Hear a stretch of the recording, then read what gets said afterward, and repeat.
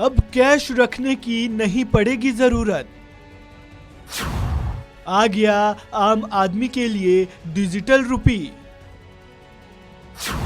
कैसे करेंगे इस्तेमाल, क्या है फायदे? जेब में कैश रखकर चलना अब पुराने जमाने की बात हो गई है।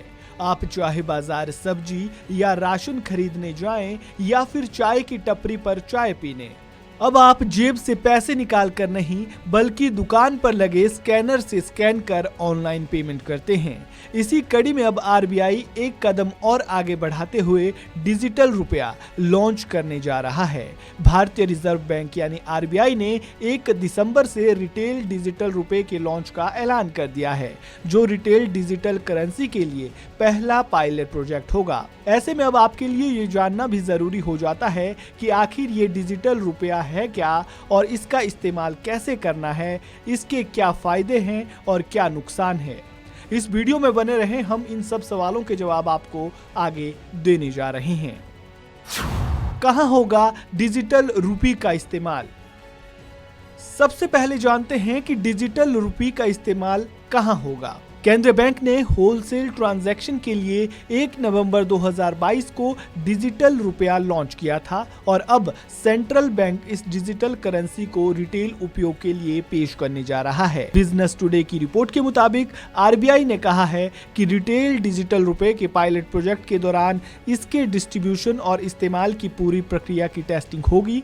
शुरुआत में इसका रोल आउट चुनिंदा लोकेशंस पर किया जाएगा, जो सभी नागरिक, बिजनेस, सरकार और अन्य के लिए एक लीगल टेंडर होगा। इसकी वैल्यू सेफ स्टोर वाले लीगल टेंडर नोट यानी मौजूदा करेंसी के बराबर ही होगी। देश में आरबीआई की डिजिटल करेंसी आने के बाद अपने पास कैश रखने की जरूरत कम हो जाएगी या रखने की जरूरत भी नहीं होगी। कैसे करेंगे ई रुपी का इस्तेमाल? ई रुपी का इस्तेमाल कहां होगा ये तो आप जान गए।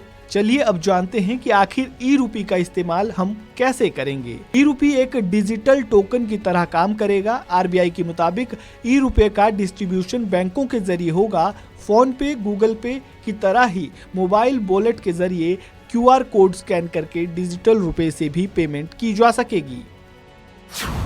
ई रुपी से क्या होगा फायदा?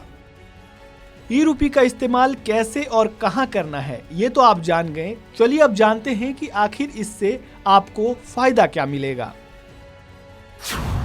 ई रुपी के आने से सबसे बड़ा फायदा देश की डिजिटल अर्थव्यवस्था को मजबूती मिलेगी। लोगों की जेब में कैश की जरूरत नहीं रहेगी। मोबाइल वॉलेट की तरह ही आप इससे पेमेंट कर सकेंगे। बैंक मनी और कैश में इसे आसानी से आप कन्वर्ट कर सकेंगे। विदेशों में पैसे भेजने की लागत में कमी आएगी और सबसे बड़ी खासियत, इसे आप बिना इंटरनेट कनेक्शन के भी यूज कर सकते हैं। सबसे आखिरी और अहम बात, ई रुपी की वैल्यू भी मौजूदा करेंसी के बराबर ही होगी। ये तो हुई बात फायदों की। अब जरा ये जान लेते हैं कि इसका नुकसान क्या हो सकता है और सरकार इसे किस मकसद से लेकर आ रही है। ई रुपी के आने से एक बड़ा नुकसान ये हो सकता है कि इससे पैसों के लेन देन से संबंधित प्राइवेसी लगभग खत्म हो जाएगी। आमतौर पर कैश में लेन देन करने से पहचान गुप्त रहती है, लेकिन डिजिटल ट्रांजैक्शन पर सरकार की नजर रहेगी। इसके अलावा ई रुपये पर कोई ब्याज भी नहीं मिलेगा। वहीं सरकार का इसे लॉन्च करने के पीछे का क्या मकसद है ये भी जान लेते हैं। वित्त मंत्री निर्मला सीतारमण ने वित्त वर्ष 2022-23 के आम बजट पेश करते हुए ब्लॉकचेन आधारित डिजिटल रुपया पेश करने का ऐलान किया था। इसके पीछे मकसद डिजिटल करेंसी को बढ़ावा देना और उपयोगकर्ताओं को भुगतान के लिए एक अतिरिक्त विकल्प देना है। इस रिपोर्ट में फिलहाल इतना ही। आपको जानकारी कैसी लगी कमेंट बॉक्स में अपनी राय जरूर दें। वीडियो को लाइक करें और खबरों से जुड़े ताज़ा अपडेट के लिए वन इंडिया हिंदी को सब्सक्राइब करना बिल्कुल ना भूलें।